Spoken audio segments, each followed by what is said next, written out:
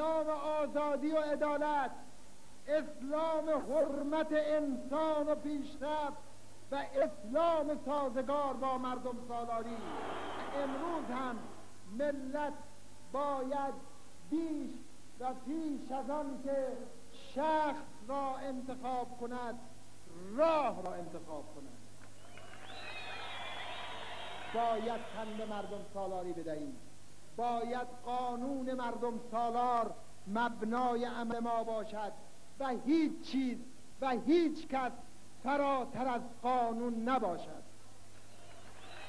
در یک نظام مردم سالار قانون ابزار نیست، قانون چارچوب است. اقتدار یک حکومت و یک نظام به پیوند میان مردم و حکومت است و مراقبت دائم که نه کسی قانون شکنی بکند و نه حاکمان یا بخشی از حاکمان رفتار نادرست خود را با قانون توجیه کنند. در یک نظام مردم سالار مخالف به رسمیت شناخته می شود، نه اجازه داده می شود آن مخالف از چارچوب قانون خارج شود و نه حاکمیت یا بخشی از آن به خود اجازه می دهد و حق دارد که یک طرفه هر مخالف خود را با هر عنوانی چون برانداز و معاند از صحنه خارج کند. در یک نظام مردم سالار دینی علاوه بر حاکمیت اخلاق و معنویت و احکام و معیارهای الهی و دینی باید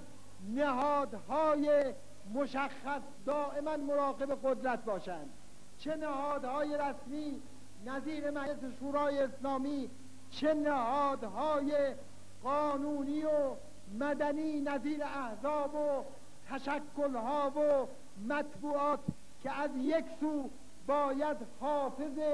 وضع مردم سالاری و مدافع مطالبات مردم باشند و نیز توجیه مردم برای هماهنگ کردن مطالبات خیش با امکانات کشور و با شیوه اعتدال و با گم نکردن راه و با پافشاری مردم و با زمین سازی برای حذف افراط و تفریط از صحنه رسمی کشور به یاری خدا جنبش اصلاحی مردم که از 200 سال پیش در این کشور بروز داشته است به سوی استقرار کامل مردم سالاری دینی پیش خواهد رفت و آنچه ضامن این پیروزی